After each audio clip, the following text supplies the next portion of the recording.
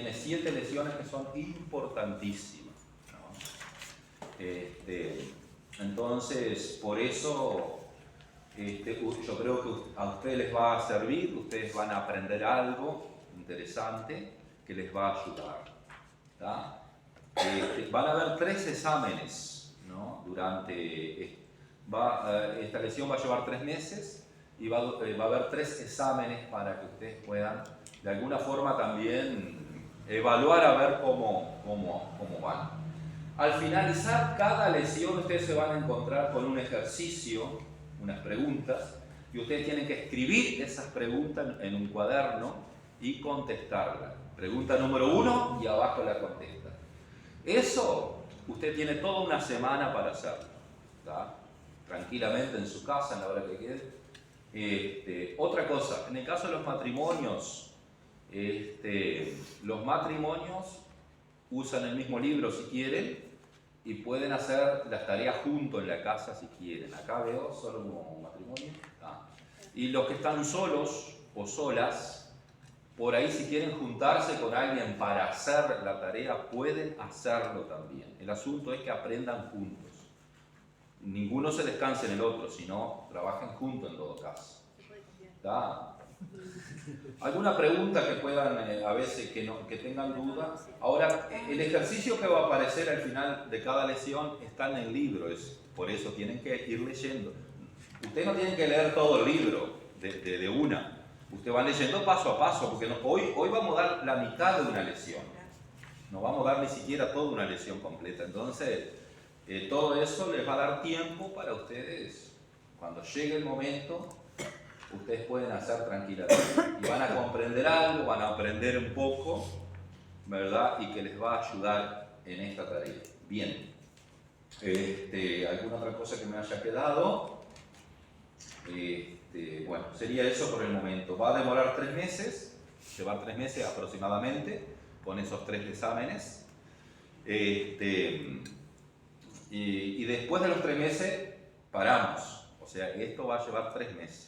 ¿Tá? Es un esfuerzo que ustedes tienen que hacer. Yo sé que a veces cuesta un poquito, pero todo requiere un esfuerzo. Si ustedes quieren aprender un poco más, tienen que estar aquí 1 hora. Yo voy a respetar el horario, a las 6 terminamos. ¿Tá? Bien, vamos a arrancar entonces. Hay una pregunta. ¿Qué es evangelismo personal? ¿Alguien quiere contestar qué es evangelismo personal? ¿O qué es evangelismo, si quieren, digamos, algo más general? Hablar de Dios. Hablar de Dios. Del Señor, hablar de Cristo. ¿Qué más? ¿Alguien quiere decir algo más? ¿Cómo usted hace evangelismo? ¿Usted hace hablando de Cristo? Entregando proyectos. Entregando folletos. Bien. Dando testimonio. Dando su testimonio. Muy bien. Hay varias definiciones, hay varias definiciones de lo que es evangelismo personal, de lo que es evangelismo. Hay una definición que está ahí en el pizarrón, en la pantalla, que dice, ¿qué es evangelismo personal? Es el proceso de compartir el Evangelio. Evangelio es la buena noticia. Si usted le dicen, ¿qué es Evangelio? Evangelio es la buena noticia, ¿no? Y la buena noticia es Jesús y lo que Él hizo, su obra. Entonces ahí, usted quiere darle una buena noticia, usted le habla de Jesús a una persona que está dando una buena noticia, ¿no? Es el proceso de compartir el Evangelio y llevar a otros a Cristo. No es solamente entregar un folleto, más bien, digamos que podemos, y toda tarea de evangelismo, es entregar un folleto, ¿verdad?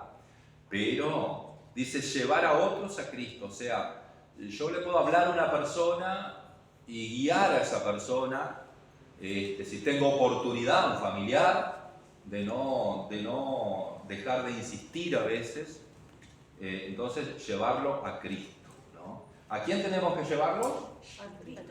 A Cristo. A Cristo. No se trata de llevar a la iglesia, porque podemos traerlo a la iglesia, lógicamente, podemos invitar a la gente a la iglesia, pero lo más importante es que la gente venga a Cristo. Ustedes una vez vinieron a Cristo, ustedes no vinieron a la iglesia, ¿no? Porque en realidad, ¿quién es nuestro Salvador? Es Cristo. Entonces, lo más importante es que nosotros llevemos a la gente a Cristo. No traiga a la gente a una religión, ¿no? Sino trate de que la gente conozca a Cristo, ¿no? Dice que el lema de evangelismo es presentar siempre a Cristo. Usted no va a presentar al pastor, usted no va a presentar la iglesia, usted no va a presentar un grupo de música, usted tiene que presentarle a Cristo a la gente, al amigo, al Salvador, ¿tá? Si usted le habla de Cristo, usted le está dando la posibilidad de que esa persona crea en algún momento a Jesucristo. Bien, vamos a la introducción. En la introducción comienza diciendo: Dios promete que su palabra no retornará vacía, y es evidente que para que eso ocurra se necesitan dos cosas. ¿Qué dos cosas? ¿Tienen el libro? Sí. Alcanzarle a Pablo. Se debe emplear la palabra de Dios al tratar con las almas. ¿Y el punto 2, Rosalía? Se debe conocer la palabra de Dios para ser usada. Muy bien, esas dos cosas. La Biblia promete entonces que la palabra de Dios no vuelve vacía. O sea, entonces nosotros tenemos que usar la palabra de Dios, ¿no? Yo no voy a usar otra revista, otra literatura. Si yo quiero que la gente conozca de Dios, un folleto, como la hermana decía, donde hay una porción de la palabra de Dios, está compartiendo la palabra de Dios. O sea, se debe emplear la palabra de Dios. No mi palabra, no mi forma de ser, de pensar, ni siquiera la forma de pensar de la iglesia, porque la iglesia tiene sus errores. Lo único que no tiene error es la palabra de Dios, y la única que no vuelve vacía. La palabra de Dios es la que produce vida. Cuando Pedro estaba con Jesús y Jesús le dice: ¿ustedes quieren volverse atrás también? Pedro dice: ¿a quién iremos? Tú eres el único que tiene palabra de vida, ¿no? O sea, la palabra de Dios es la que produce vida en los huesos secos, ¿tá? Los huesos secos son los que no tienen a Cristo. Entonces, si yo no les doy la palabra de Dios, no hay posibilidad. La palabra de Dios no vuelve vacía, hermanos. Ustedes siembren la palabra de Dios, que en algún momento germina. Esa palabra que quedó ahí olvidada en la tierrita del corazón de la persona, un día comienza a brotar. Un día. Usted no me pregunte, porque la obra la hace Dios. Los resultados y la obra la hace el Señor. Pero el responsable de la palabra, de alcanzar o sembrar la palabra, somos nosotros. Ahora, se debe emplear la palabra de Dios al tratar con las almas, pero también se debe conocer la palabra que vamos a usar. Conocer, que esto es muy importante, y este libro o esta materia nos da pautas de la importancia de conocer la palabra de Dios, ¿no? Si usted le quiere dar la palabra de Dios a la gente, usted tiene que conocerla. Amén. Entonces, en el momento que nosotros conocemos la palabra de Dios, ya se nos hace mejor, porque yo sé lo que estoy diciendo y sé dónde está. En la Biblia está, pero ¿en qué parte de la Biblia está? Hay gente que dice, hay un versículo en la Biblia que no sé si es 1 o 2 de Corintios, y que dice más o menos así. Si nosotros hablamos así, estamos diciendo: este hombre que me quiere hablar no conoce nada. Entonces, por eso nosotros tenemos que saber a veces dónde está esa palabra, conocer esa palabra, entender esa palabra, para poder darle a la gente con autoridad, ¿no? Hay muchos textos en la palabra de Dios que nos van a estar ayudando en ese sentido. Bien. Para conocer la palabra de Dios, una de las cosas que antes se usaba mucho, para conocer la palabra de Dios, antes la gente una de las cosas que hacía, recortaba los versículos de la Biblia, una Biblia vieja, por ejemplo, que no se usaba más, que estaba ahí muy gastada. Algunos recortaban textos, versículos y pegaban en un cuaderno, en una libreta. Entonces podían tener la palabra ahí para memorizar algunos versículos claves, ¿no? Versículos claves, cortaban los versículos bíblicos. Se usaba ese método del cuaderno de escribir el texto, de escribir un versículo y luego memorizarlo. Eso se hacía antes, ¿no? Lo cierto, hermanos, es que nosotros tenemos que memorizar versículos de la Biblia. Tenemos que memorizar la palabra. No es memorizar toda la Biblia. Nadie memorizó toda la Biblia, ¿verdad? Hay gente que te puede memorizar muchas cosas, pero no te va a memorizar toda la Biblia. Es muy difícil, ¿no? Pero sí podemos memorizar aquellos versículos clave. Si queremos hablarle a una persona, tenemos que memorizar, por ejemplo, Juan 3:16. ¿Qué dice Juan 3:16?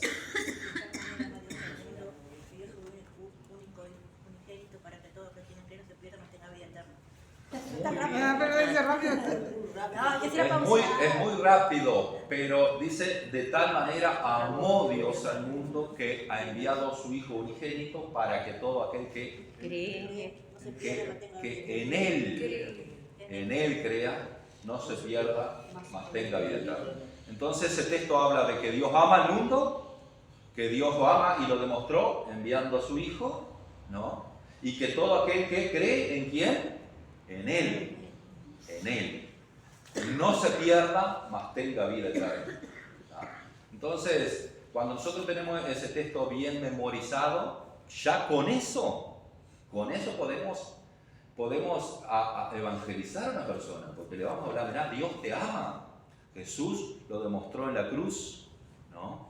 Y lo demostró sufriendo la cruz, muriendo por ti, ¿verdad? Ahora, si tú crees en Él, ¿qué es lo que tenemos?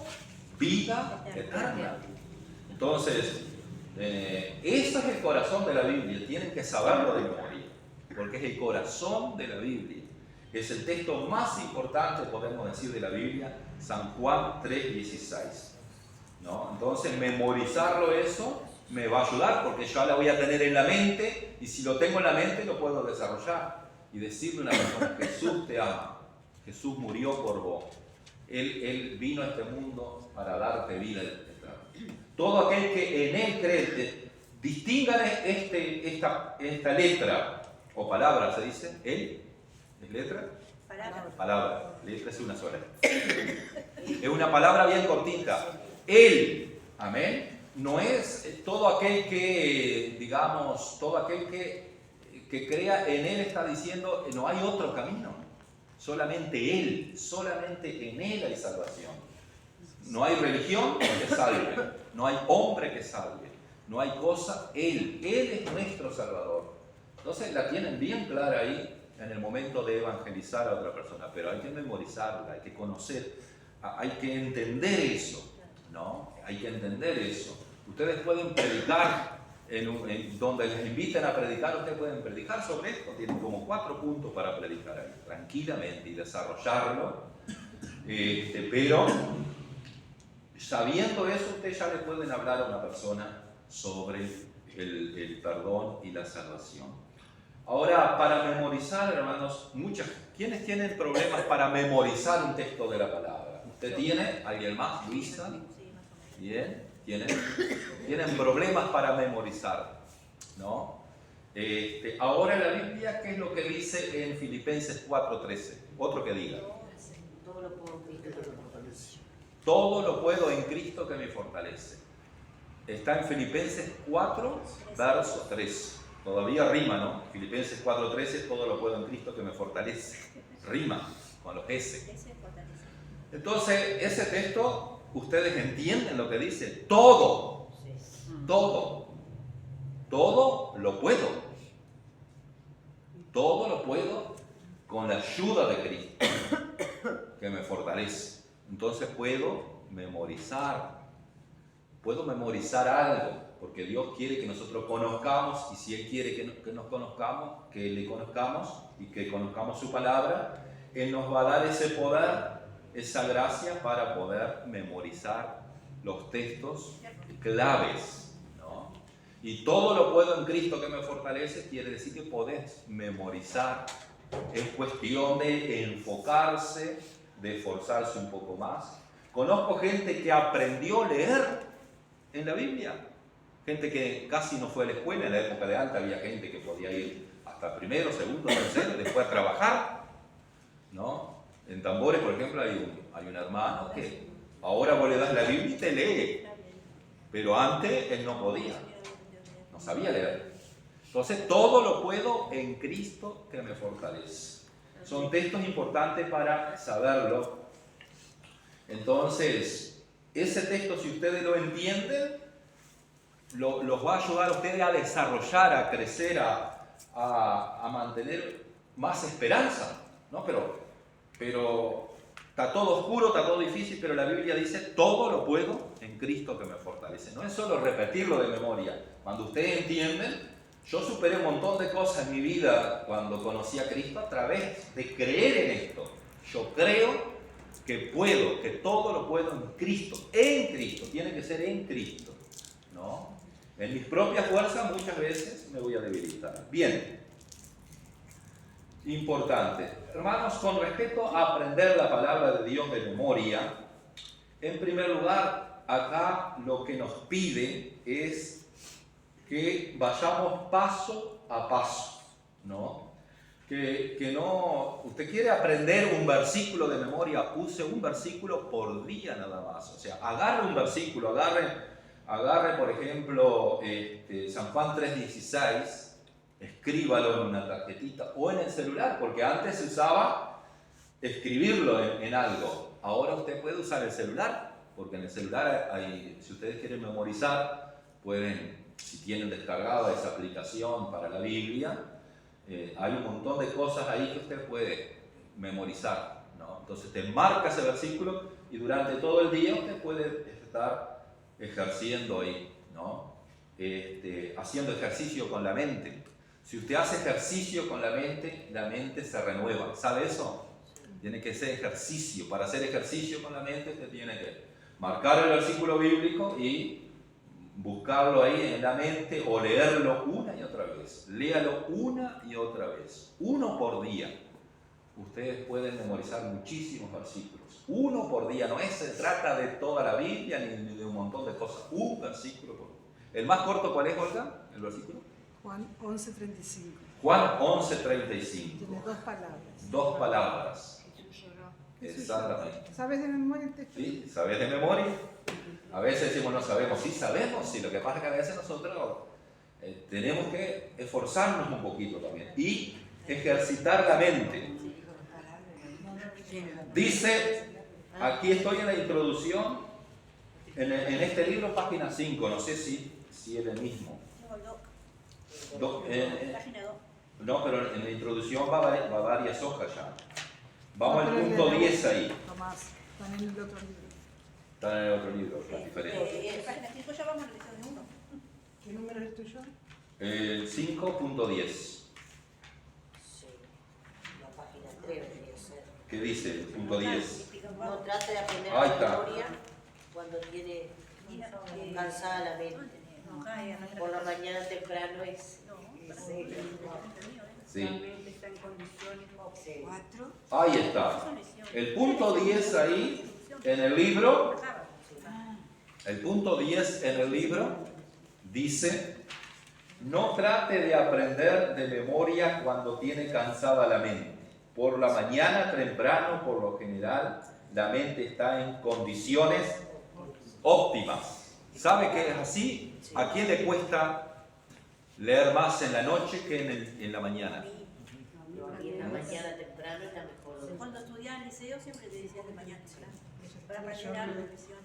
Hay gente, hay excepciones, hay gente que dice, yo Hay gente estudio de que noche, estudia me de noche. acostumbré de noche, cuando todo está tranquilo, dice.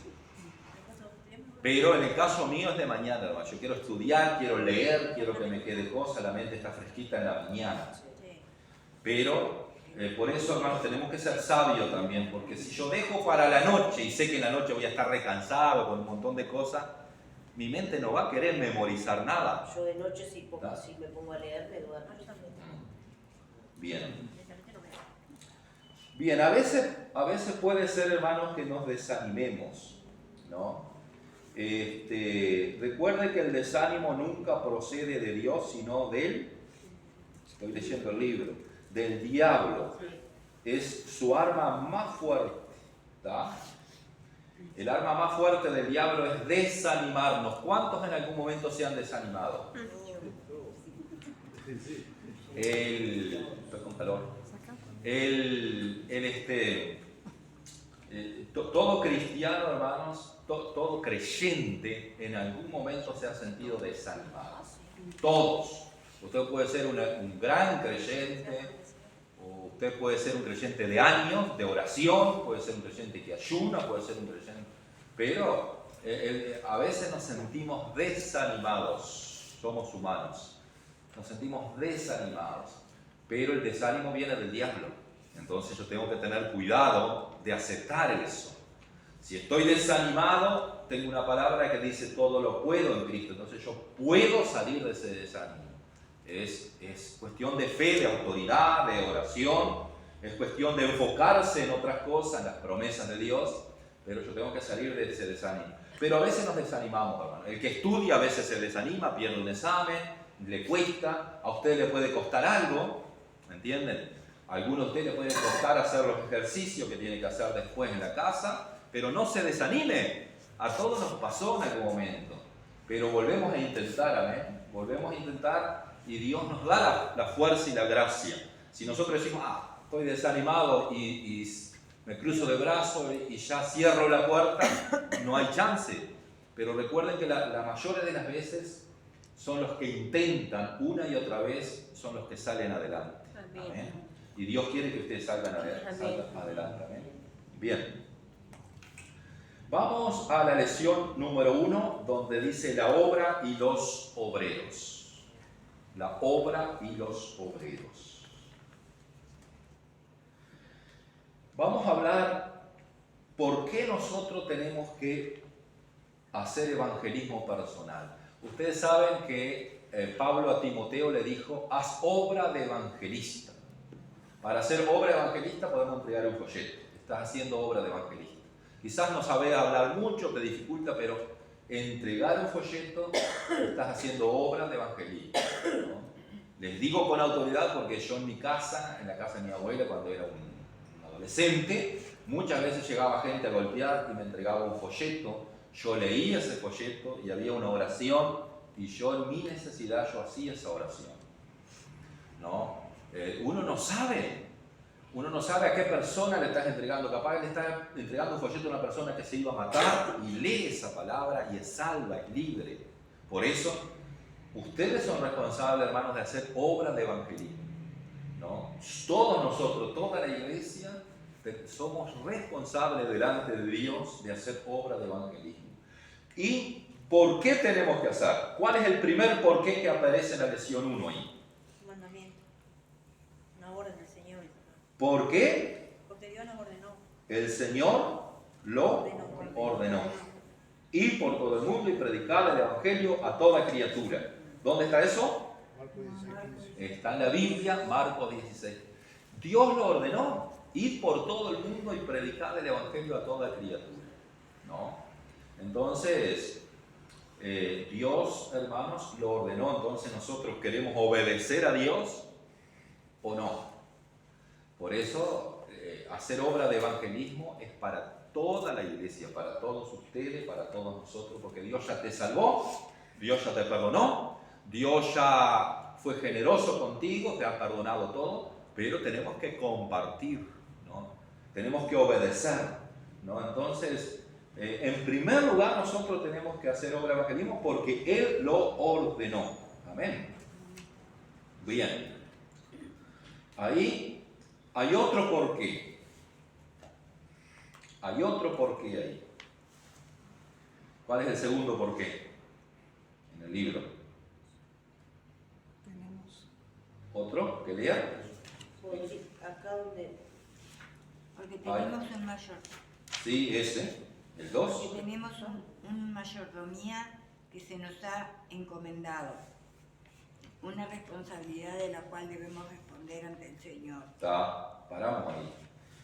Porque, en primer lugar, porque el Señor nos ordenó, y en segundo lugar, porque tenemos una mayordomía que se nos ha encomendado, una responsabilidad de la cual debemos responder ante el Señor.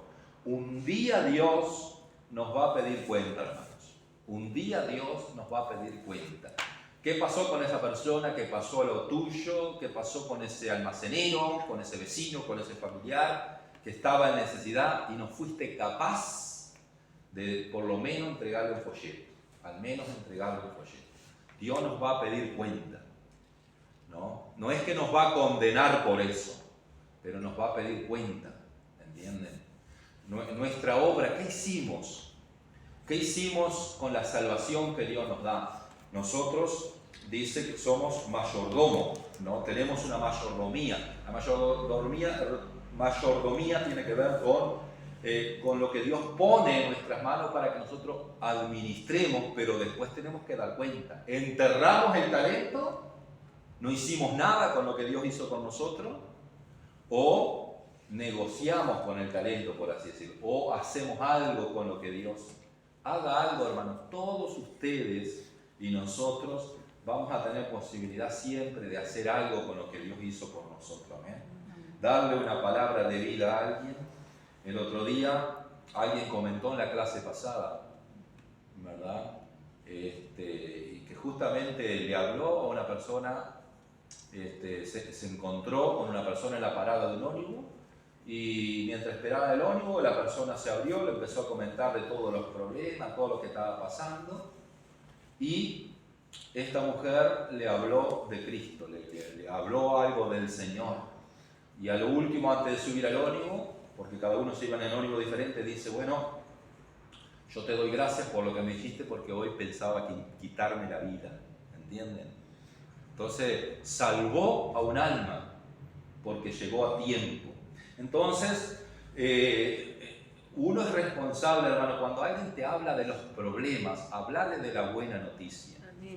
Amén. Yo sé que nosotros también tenemos problemas, pero tenemos un Dios que nos acompaña, que nos protege, tenemos una iglesia que ora por nosotros, tenemos todo un escudo a nuestro alrededor, hermanos, que la gente no lo tiene, pero la gente va a venir a Cristo si nosotros le hablamos. Entonces tenemos una mayordomía que se nos ha encomendado, una responsabilidad de la cual debemos responder ante el Señor. ¿Ya? ¿Qué revelará el fuego? Madera, heno o hojarasca, o será oro, plata, piedras preciosas, ¿no? O sea, nuestras obras van a estar delante de Dios y ¿con qué nos vamos a presentar? ¿Con madera, heno o hojarasca, eso que se quema en un rato? ¿O nuestras obras van a ser plata, oro o piedras preciosas? Si nosotros ganamos a gente para Cristo, estamos dando frutos para el reino de Dios y eso tiene su recompensa en el cielo, hermano. Eso tiene recompensa. Dios va a decir, bien buen siervo y fiel, sobre poco has sido fiel, sobre mucho te pondré. Pero hubo gente que enterró el talento, hubo gente que fue egoísta, que no compartió nada del Evangelio, cuando la gente se está perdiendo por todos lados, ¿no? Entonces, Dios pone eso en nuestras manos.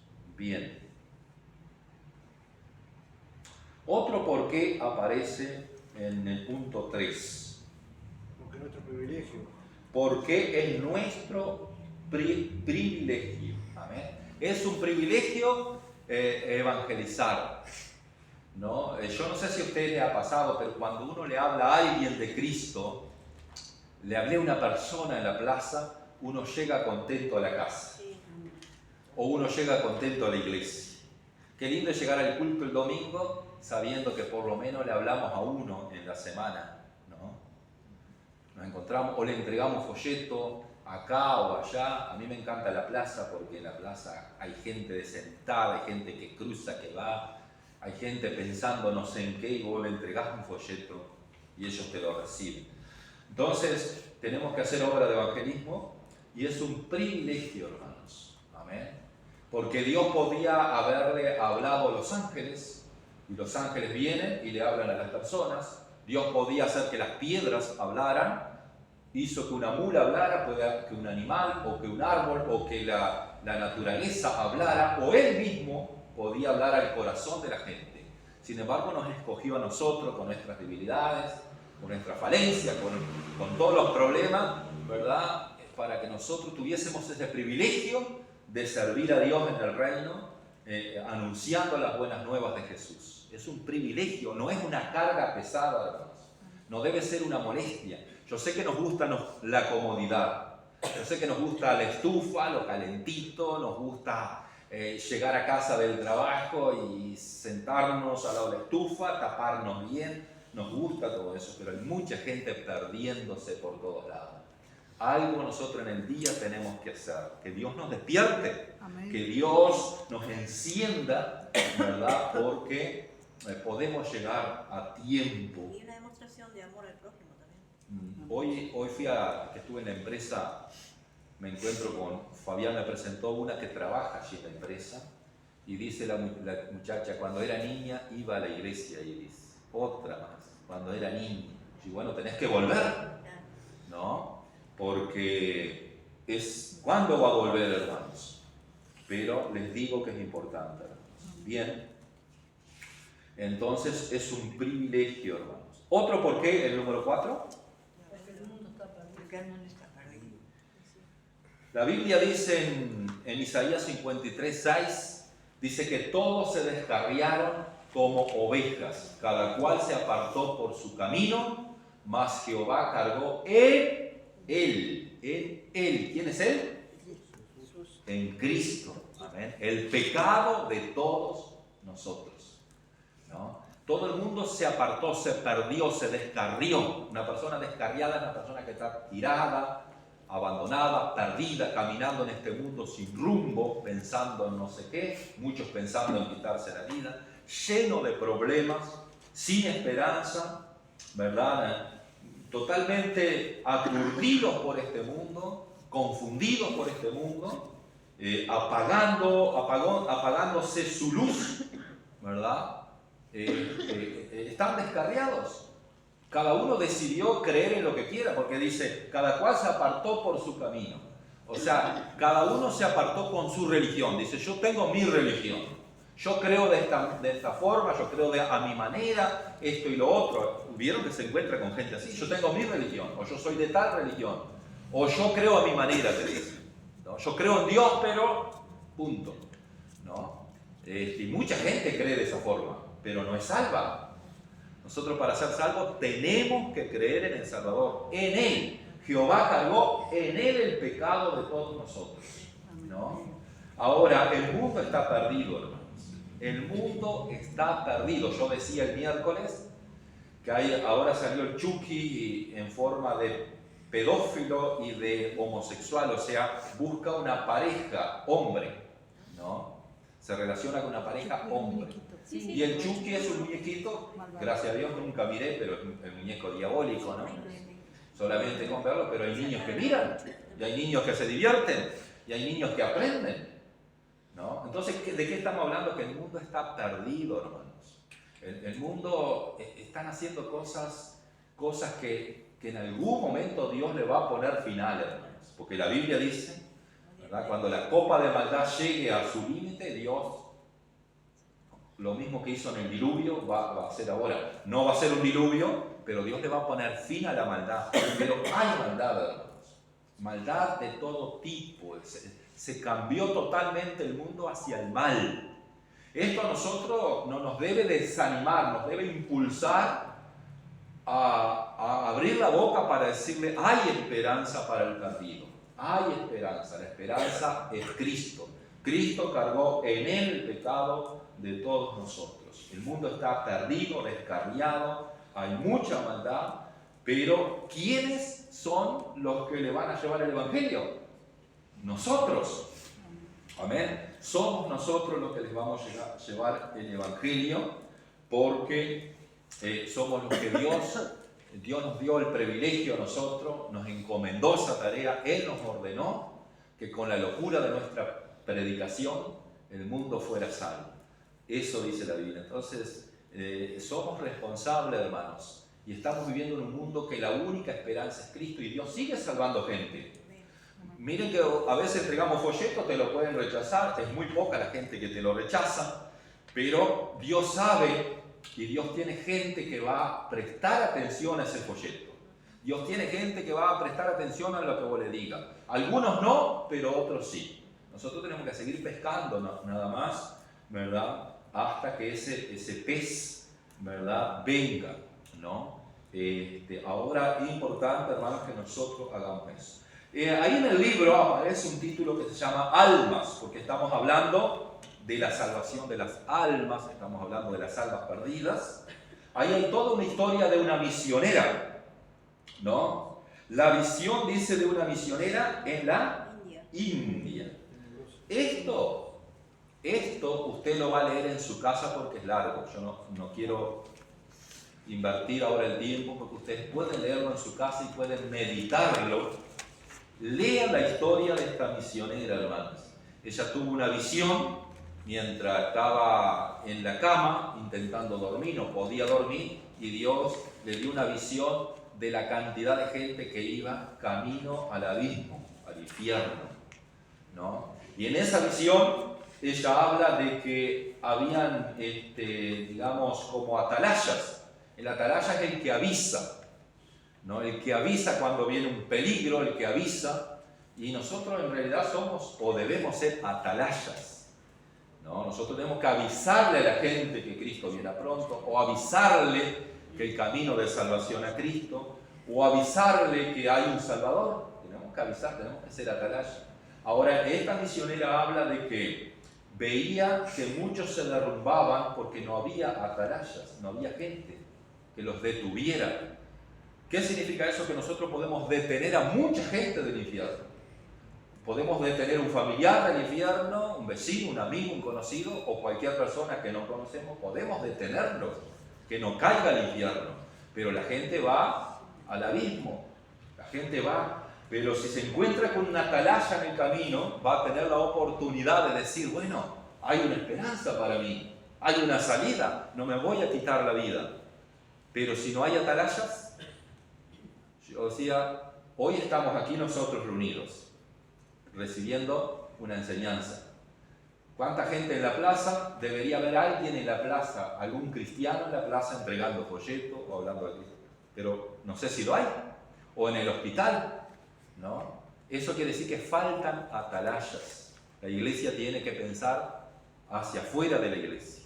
Nosotros tenemos que pensar hacia el perdido. Tenemos que ir hacia afuera, tenemos que involucrarnos con el perdido. Amén. Tenemos que ser atalaya porque esa gente, nosotros somos salvos, estamos acá, Dios nos ha salvado, pero hay mucha gente que se está perdiendo porque no hay atalayas, ¿verdad? Entonces habla ahí, y cada tanto encontraba una atalaya en esa visión, ustedes van a leerlo, les doy por arribita, pero la distancia era tan grande entre uno y otro que por el medio muchos se iban al infierno. O sea, significa que faltan atalayas. Y otros decían, venía un familiar y decía, vamos de vacación, ya es tiempo de vacación, y el atalaya estaba ahí anunciando el evangelio, predicando, entregando folletos, y venía la familia y le decía, no, vámonos de vacaciones, tiempo de descansar, que quede otro en tu lugar. Hasta que lo convencían y él se iba de vacación. Pero ¿saben qué? Nadie quedaba en el lugar. Nadie quedaba en el lugar. Y si nadie queda en el lugar, mucha gente pierde la oportunidad. Por eso siempre hay que estar orando, hermanos. Si usted no puede orar hoy, que otro esté orando. Por eso la iglesia tiene que estar orando, pero también tiene que estar evangelizando. Si un grupo va a salir a evangelizar, bueno, otro puede respaldar en oración, pero si toda la iglesia a veces no puede andar evangelizando así. Pero un grupo acá, un grupo hoy, un grupo mañana, acá o allá, o usted allá por donde anda, entregar un folleto, usted está haciendo el atalaya que Dios quiere que sea. Termino acá porque quiero que ustedes lo lean en su casa porque tiene más detalles todavía, pero quiero terminar con esta frase que dice que Dios nos perdone, que Dios nos despierte, que Dios nos avergüence hasta que abandonemos esta insensibilidad, hasta que dejemos nuestros pecados. O sea, somos insensibles muchas veces, somos indiferentes. La persona indiferente es la persona que ve que el otro está sufriendo y no dice nada y no hace nada. Insensible. Y a veces la iglesia es así, hermanos. La iglesia necesita llenarse de la pasión de Cristo, del amor de Cristo, del fervor y el amor de Dios por las almas. Amén. Si la iglesia se enciende, la iglesia va a fluir mucho más todavía. Y va a haber mucho más gozo en los cultos. A veces no hay tanto gozo en un culto porque no hemos hecho nada. Nada por las almas.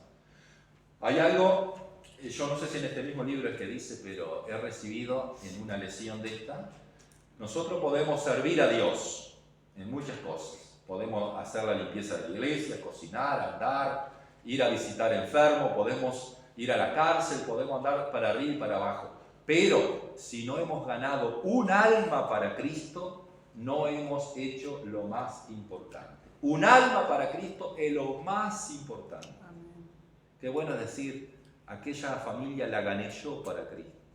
O aquella persona la gané yo para Cristo. Bueno, hay que trabajar en eso. Amén. Es lo más importante porque Cristo vino por las almas. Cristo no vino por otras cosas. Él vino y dio su vida por las almas. Entonces vale mucho. Un alma para Cristo vale mucho más que cualquier otra cosa.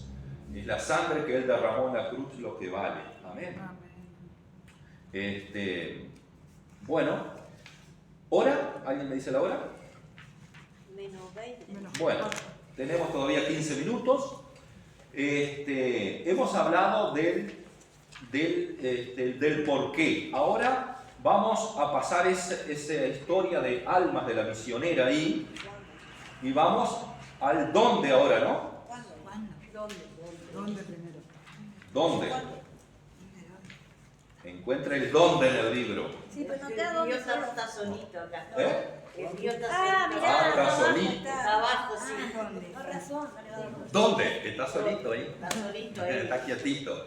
¿Dónde, hermanos? ¿Dónde vamos a evangelizar? ¿Qué dice? En el campo es El campo es el mundo. Para ti, para mí, por todo el mundo, a toda criatura. Eso es lo que dice la Biblia. Tenemos misionero en África, tenemos en Asia, tenemos misionero en Europa, tenemos misionero en América, tenemos misionero en diferentes lugares. Ellos fueron llamados a esos lugares. Pero el campo es el mundo. Puede ser en tu trabajo, tu familia, tu barrio, tu país, tu ciudad, en cualquier lado donde haya un alma que necesita, amén, donde hay una persona que necesita, dice. Mas el alma del hombre que corre peligro de perderse constituye nuestra responsabilidad y nuestra oportunidad. Amén. Estamos en el dónde, ¿no? Sí. Bien. Dice, mas el alma del hombre que corre peligro de perderse constituye nuestra responsabilidad. ¿Ah? Estoy en el dónde, pero más abajo. Estoy leyendo una parte. Nuestra responsabilidad y nuestra oportunidad. O sea que si hay alguien que está para perderse, bueno, nuestra responsabilidad y nuestra oportunidad también. Amén. Si nosotros aprovecháramos esa oportunidad, las iglesias estarían mucho más llenas, ¿verdad? Pero a veces nuestra comodidad y nuestra indiferencia hace de que nada de eso pase. No se puede rayar. No se puede rayar. ¿Se puede decir tuyo? Ustedes, el libro hagan lo que quieran, marcarlo con un marcador, con lapicera, para que después usted vea. Marquen Yo lo que estoy- considere importante. Si no tengo que leer todo el libro y ustedes marquen lo más importante, yo rayo todo el libro, está todo marcado por diferentes Es la lugares. técnica que se usaba antes para aprender. Es una técnica para aprender también. Sin rayar. Si no quiero vender, Yo tengo todo. ¿Eh? Yo lo tengo todo Ah, rayado. Sí. No tenga miedo de rayar. Y lo mismo la Biblia usted puede marcarla si quiere. Qué pobre Biblia. Dice, ¿cuántas y variadas son las oportunidades que se nos presentan en los trenes? Bueno, nosotros no corren los trenes, Los hombres. pero en otros lugares sí, en las estaciones, en el tranvía, en las paradas de ómnibus, ¿no? Y ahí, hoy en día en el hospital. No, lo que pasa es que yo no estoy leyendo todo, estoy salteando algunas partes. ¿Tá? Pero estoy ya en la 15 de mi libro, Carmen. Estoy dentro del tema ¿dónde? ¿No? En todo lugar en la palabra de los ónimos, en todas partes, dice, ¿dónde? En todas partes. ¿Quién lee ese párrafo ahí? En todas partes hay personas tristes, angustiadas, que sufren, desilusionadas. Nos rodean almas que sin nuestro mensaje se pierden mientras nosotros tenemos la palabra que les daría vida. Sigo. Sí. Alzad vuestros ojos y mirad las regiones, porque ya están blancas para la siega. Ahí está. 4:35. Juan 4:35. Alzad vuestros ojos y mirad que los campos están blancos para la siega, está pronto para la cosecha, ¿no?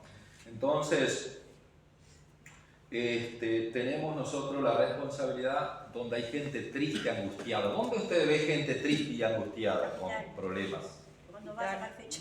Al hospital, cuando vas a la farmacia. O sea, Y en todos lados. En todos todos pero lados. Vos vas sí. en la calle Es y un mirás lugar a donde te una das persona cuenta. a la cara pero y vas ya te das a cuenta. Claro. lugar que ahí siempre encontrás gente. Ah, sí, en el hospital sabemos que se cae el maduro, ¿no? No, Pero como- en la cárcel.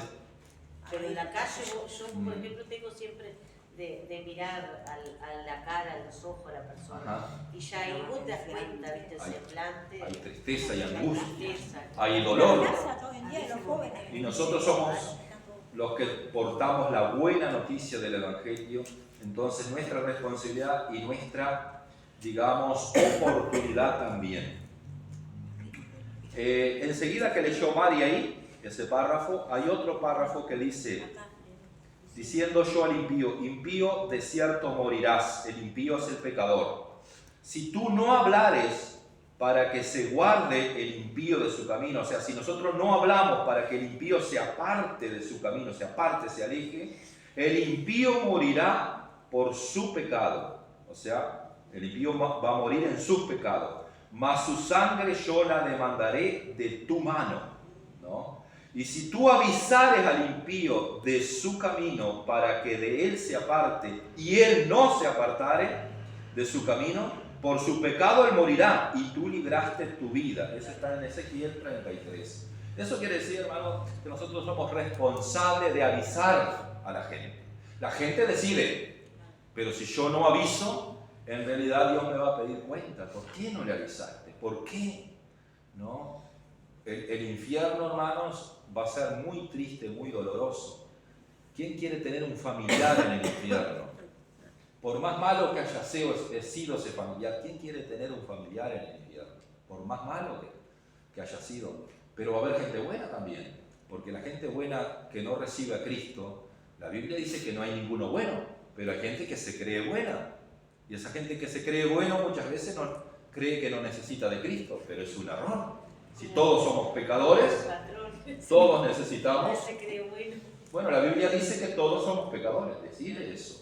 Mirá que la Biblia dice. Buscaron la Biblia y yo no tenía. Aparte, cuando yo le dije, la Biblia dice que no hay uno bueno. Ah. Y entonces él me mira y me dice, si vos no te considerás buena, le digo, no.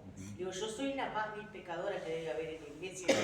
Pero Digo, Cristo. Digo, pero Cristo, digo, pero como yo tengo fe, digo, en Cristo, digo, Él murió por mí. Digo, Ahí está, o sea, Él perdón pagó el mis precio de los pecados. pecados. Y siempre yo se cree bueno. La gente que hace muchas cosas de caridad se piensa que son buenos. Sí. Por eso ya. Porque la Iglesia Católica enseña que por obra somos salvos. Entonces, vos haces buena obra de caridad, por acá, por allá, son obras. Las obras no te llevan, somos gracias por fe, dice, y por gracia, somos salvados por gracia por medio de la fe. Amén. No es por obra para que ninguno se gloríe. Estos textos vamos a aprenderlos después también.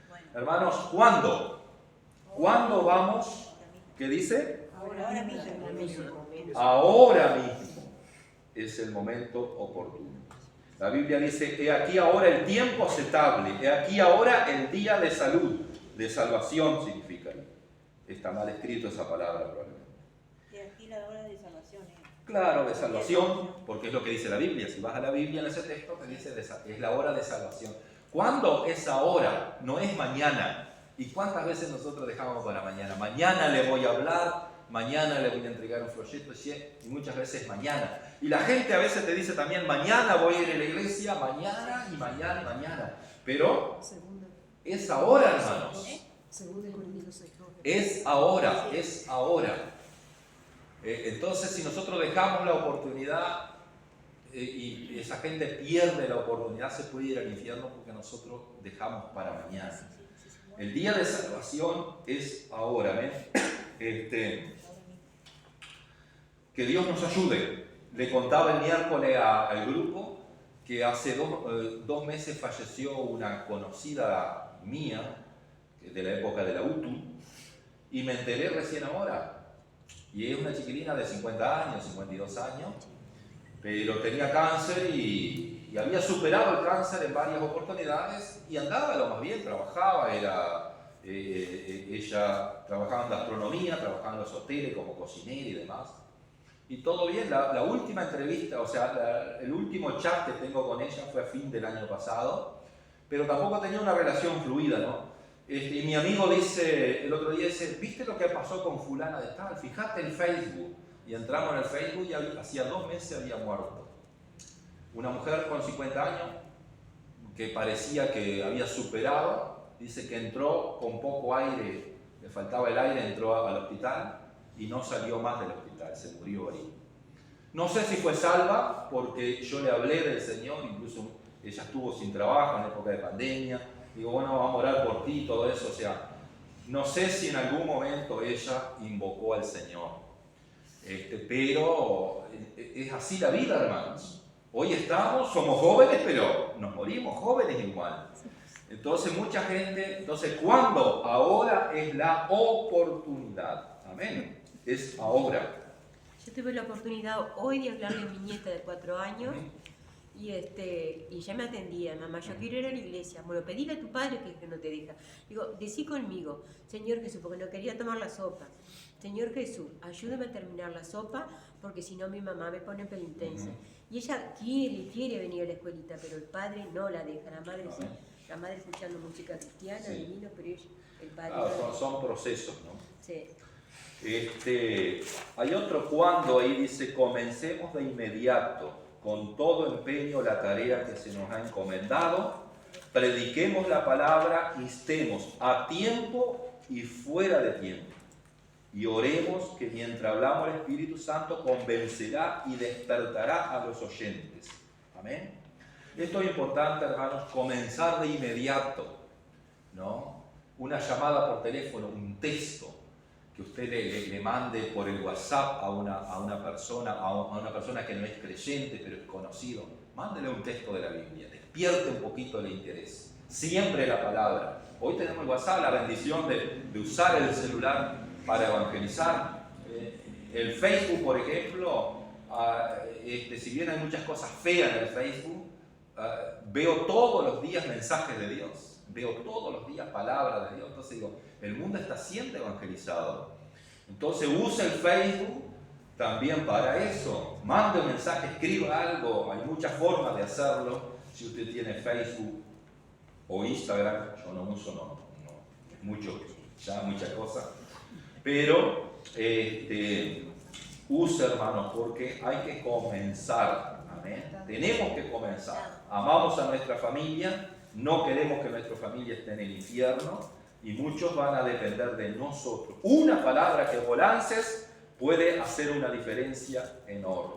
Amén. Dice que cuando se nos dice que 66 personas inconversas, o sea, no creyentes, mueren por minuto, ¿no? 66 personas mueren por minuto, ¿no? Es lo que muere en todo el mundo. Entonces, toda esa gente muere sin Cristo. Hay mucha gente que se va al infierno, no tiene retorno, porque después que morimos, hermanos, nada vale, amén. ¿Cómo? Vamos al cómo ahora.